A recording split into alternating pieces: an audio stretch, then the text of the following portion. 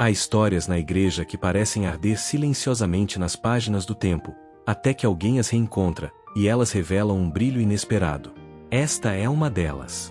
Uma história sobre coragem, fé, e uma missão que mudaria a vida de milhões de cristãos até hoje. Mas antes de tudo, deixe-me te perguntar: o que acontece quando Deus escolhe um homem comum para realizar uma obra eterna? E o que acontece quando esse homem decide obedecer?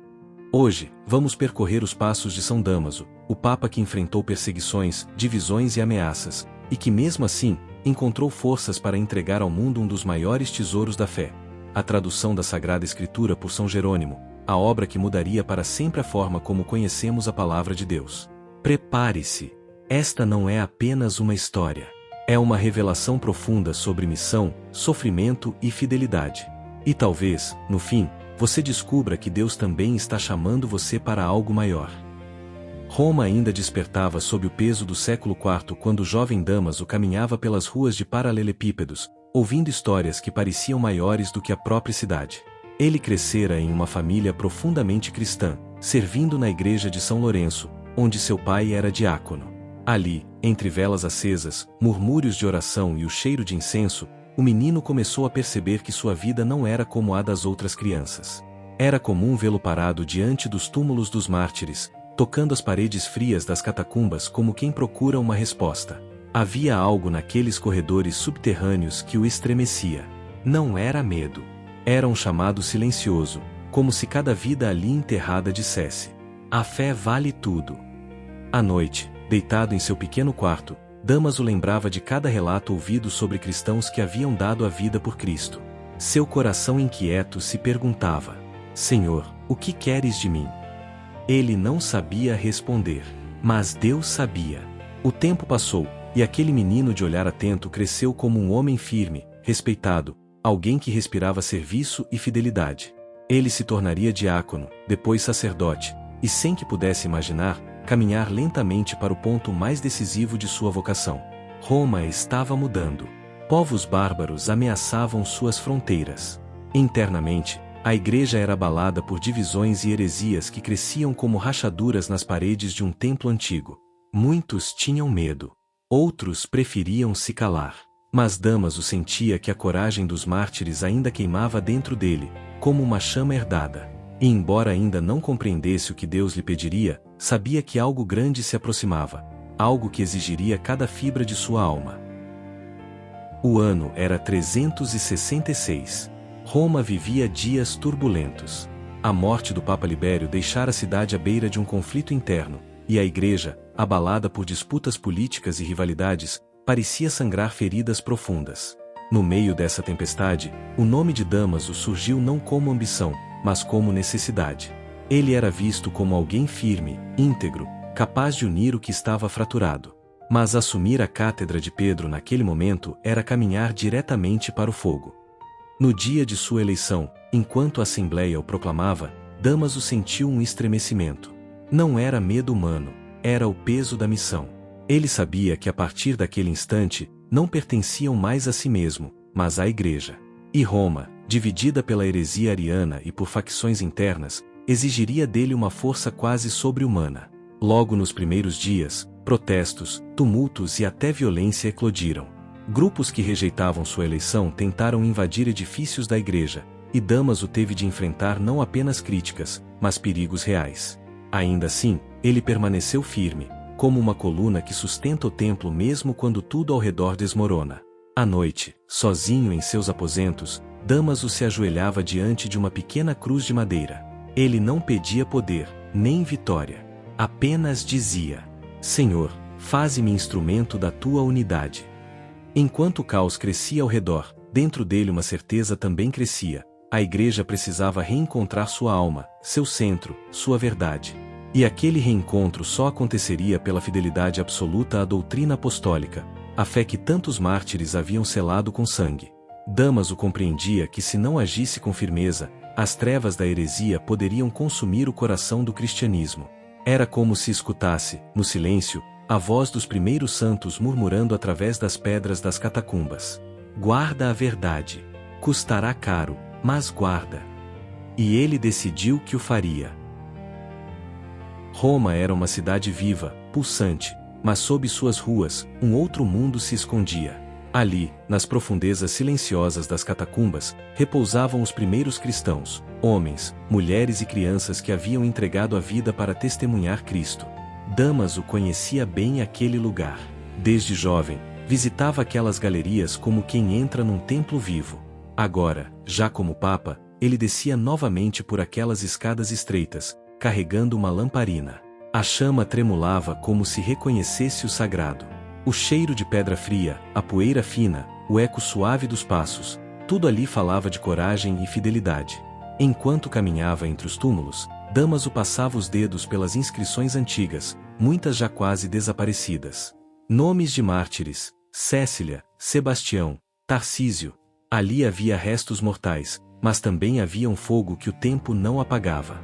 Nessas visitas, ele sentia como se os mártires lhe entregassem uma missão. Recorda-nos. Não deixes que o mundo esqueça o preço da fé. E foi isso que Damaso fez.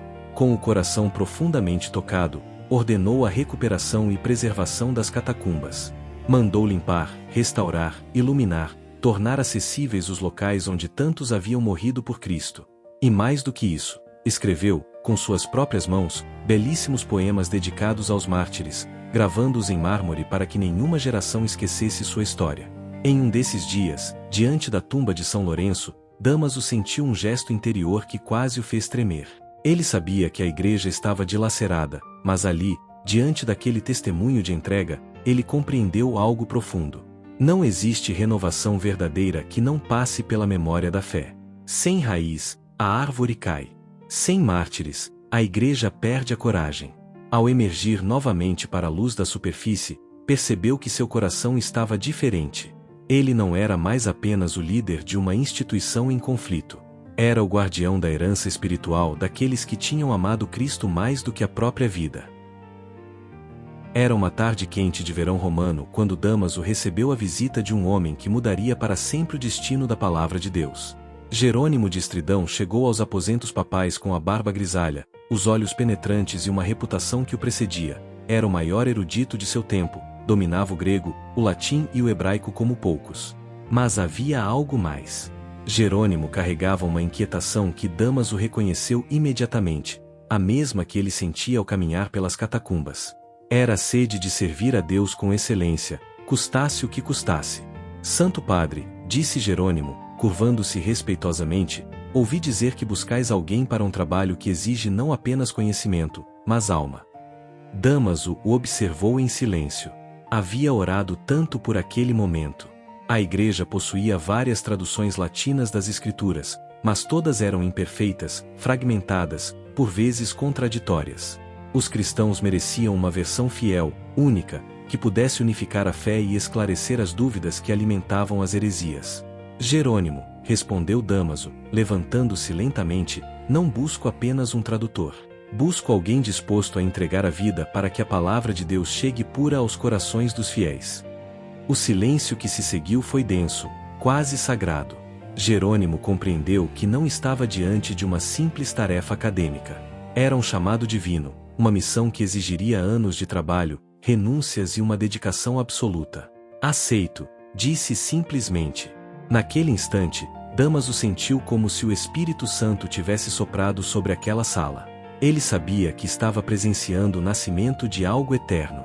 A futura Vulgata, a tradução que se tornaria a Bíblia oficial da Igreja por mais de 1000 anos, acabara de começar a existir. Ao se despedirem, Damaso segurou o braço de Jerônimo e murmurou: lembra-te, não traduzimos apenas palavras. Traduzimos a voz de Deus. Os anos que se seguiram testaram Damaso como ferro no fogo.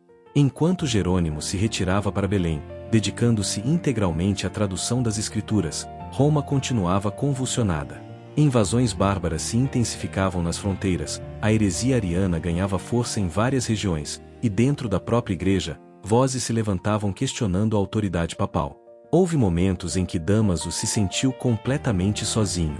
Cartas chegavam de Jerônimo, relatando progressos na tradução, mas também dificuldades imensas. Manuscritos antigos eram raros, as diferenças entre textos gregos e hebraicos geravam debates intensos, e a pressão para acelerar o trabalho era constante. Em uma dessas noites difíceis, Damaso recebeu uma carta particularmente angustiante de Jerônimo. Santo Padre, há dias em que sinto que a tarefa é maior do que minhas forças. Os críticos me atacam, dizem que estou alterando a tradição. Alguns chegam a me acusar de heresia por consultar textos hebraicos. Damaso leu e releu aquela carta. Depois, ajoelhou-se diante do crucifixo e orou durante horas. Na manhã seguinte, escreveu uma resposta que se tornaria histórica. Meu querido Jerônimo, lembra-te de que não trabalhamos para os homens, mas para Deus. As pedras atiradas contra ti são as mesmas que foram atiradas contra os profetas. Persevera. A igreja futura te abençoará, e Cristo reconhecerá tua fidelidade. Mas Damaso também enfrentava suas próprias batalhas.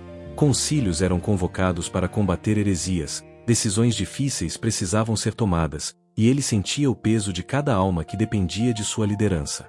Em seus momentos de oração nas catacumbas, frequentemente murmurava: Senhor, faze com que eu seja digno da confiança que depositaste em mim.